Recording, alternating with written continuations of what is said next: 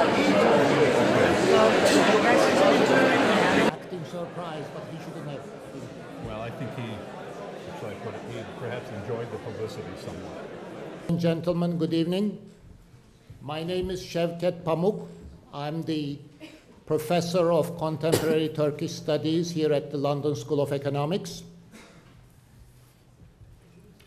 First, I want to welcome you all for our main event, a lecture by Professor Justin McCarthy this evening. And I want to begin by saying a few things about myself, about the chair of Contemporary Turkish Studies here, and then our host organization this evening, and finally, yes, I will have time to introduce our speaker. I have been directing the chair on Contemporary Turkish Studies here at LSE and its programs since 2008 when the chair was launched. We have a very active program of seminars and lectures on contemporary Turkey, and these seminars, lectures are usually held on Monday evenings. And we urge you to visit our website, or if you would like to leave with us your address, we'll be happy to send you our announcements and our program for the rest of this term. For example, just to plug in one of our forthcoming activities, the Turkish novelist Elif Shafak will be speaking at this very hall in 2 weeks from now on the evening of Friday, February 18th, as part of our program and as part also of the LSE Literary Festival. If you are interested in attending that talk, please apply at the LSE website early because the tickets are likely to run out by the day of that event. Having introduced myself and the Turkish program here at LSE, I would like to now introduce the hosts of this evening, because this lecture is organized not by the Turkish chair, but by the Federation of Turkish Associations in the UK.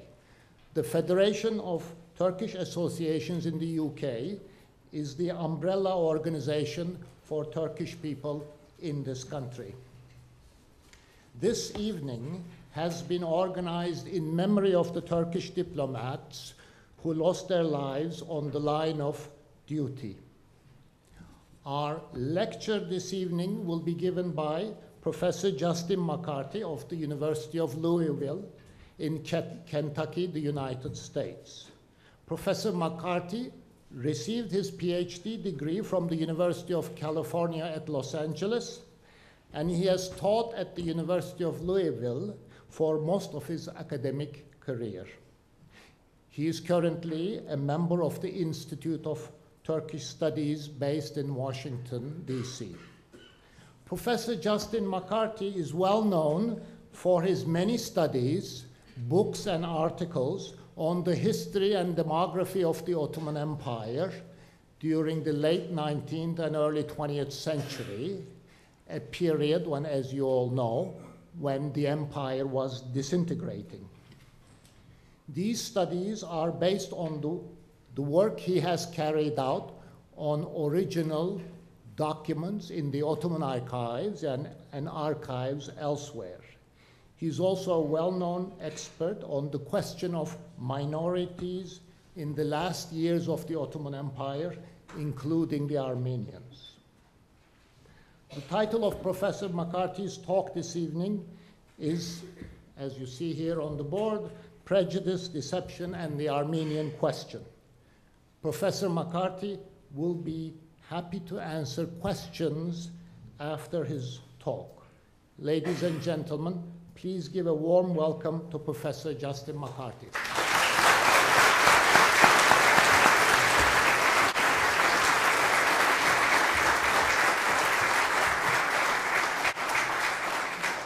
Good evening. This is working all right? I told the sponsors that I can make about 150 people, but when it gets beyond that, then even my voice doesn't carry far enough. This evening I'm going to be talking to you about not especially what happened with the Armenian question or the troubles between Turks and Armenians. I'm going to be talking to you about why people believe all the strange things they do believe about that question, what the sources are, where the ideas come from. And in order to do that, I specifically wish to talk about not World War I, which is discussed all the time, but about the earlier part of the Armenian question, which was the 1890s. And I want to specifically concentrate on the rebellion at Sassoon in eastern Turkey. This was, well, how shall I put it? This is called the first genocide often, and is very commonly described in terms such as what you see from Lord Bryce here, an absolutely unprovoked massacre, all the appearance of having been deliberately planned, i.e. by the Sultan supposedly, in order to exterminate the Christian population. So while people often talk about World War I as if that was the plan to exterminate, actually people were speaking of that 20 years before and were stating it at the time. What I'm going to look at here today are the sources for this belief, where statements like this and all the statements that have come since then take place. Today, there are New York Times articles in various British newspapers as well, that when they go back to discuss Turkish history are based on the same kinds of sources that Bryce used here. I have seen often books that are selected, books that quote the New York Times or the London Times or various other newspapers. What they do is they're published today and they take certain quotations. They take the reasonable ones, the ones that look like they're written by someone who knows what they're doing. But what they've done is they have excluded the ones that really tell the story. They've excluded the ones that really give you an idea of the prejudice and the simple deception, the falseness that comes from these quotes. If all the articles are seen, if all the things that were written at the time are seen, we get a much different picture than the one we usually have. Specifically, it is a picture of something I call the canon of the Sassoon massacres. In this case, what is said is, first of all, Armenians in the Sassoon region, and we'll show you a map of that in a minute, Armenians in the region were attacked by Kurds, and these Kurds stole the Armenian sheep. The Armenians then followed the Kurds, attacked them, and got their sheep back. The Kurds went to the governor in Bitlis, and they complained. They said that the Armenians are rebels and they're killing us, and the governor then sent down regular troops, and these regular troops, along with the Kurds, massacred the Armenians. The numbers that are stated for this are in the many thousands. Sometimes 6,000, sometimes 7,000, sometimes 12 or 16,000. The first reports of this at the time, however, the first reports that were found in Europe and in America did not consider it to be a very important thing. Specifically, here's one from our Constantinople correspondent. This is the entire reference to what happened in Sassoon. Notice, accounts have been received of destruction of 25 Armenian villages, etc., and then, of course, the really important news, there was a great deal of interesting football. It wasn't considered to be anything particularly important. I mean, news of massacres of one sort or another were all over the newspapers. This changed with pressure from especially British groups, and a little bit later on, pressure from missionary groups in America. Specifically, the Anglo-Armenian Association and the Armenian Patriotic Association. The Anglo-Armenian Association was led by a British MP, a Liberal MP named Stevenson, and was founded by the same Lord Bryce that we had there before. The other organization was of Armenians who lived in Britain.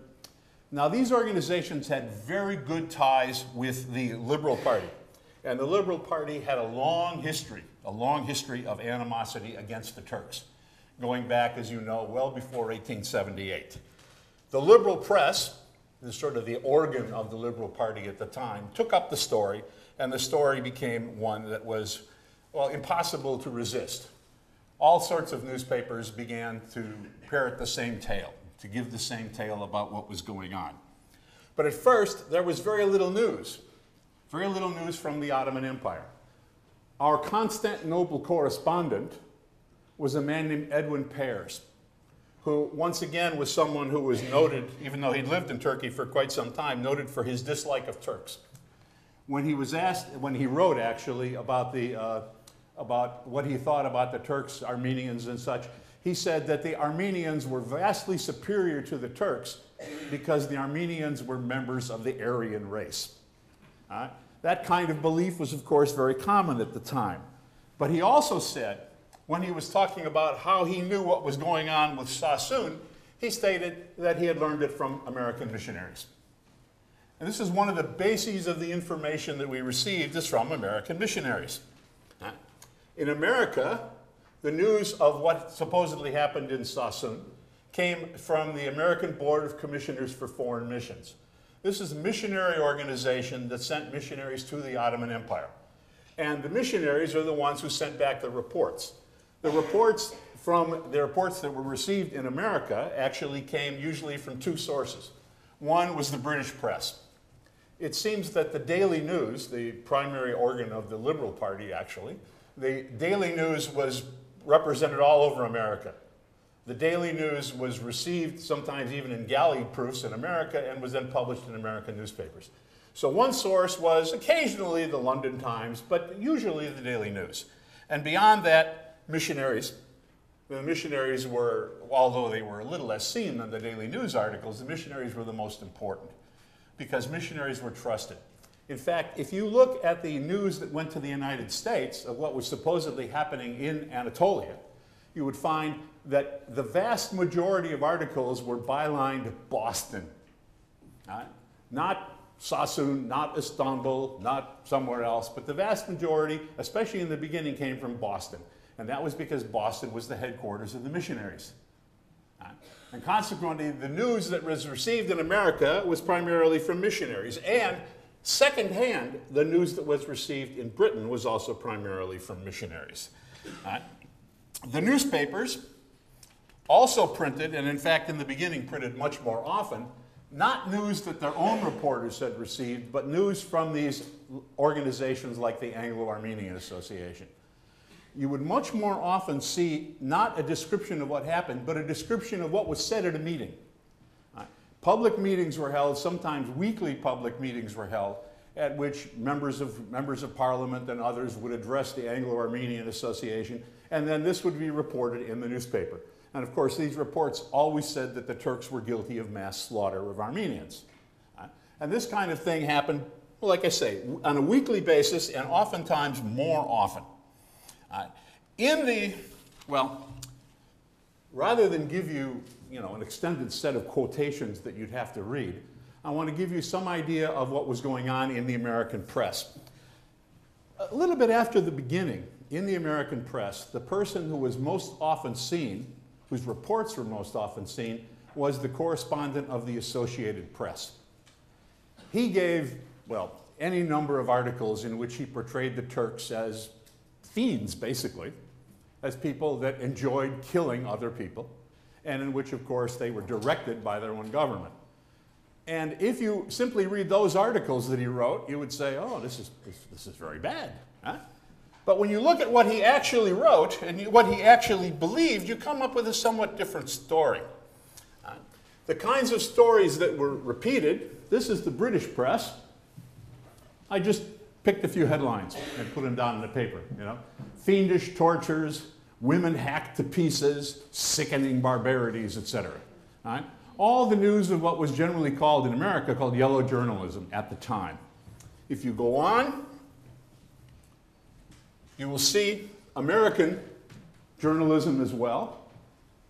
And I haven't gone out of my way particularly to pick things that were worse than anything else.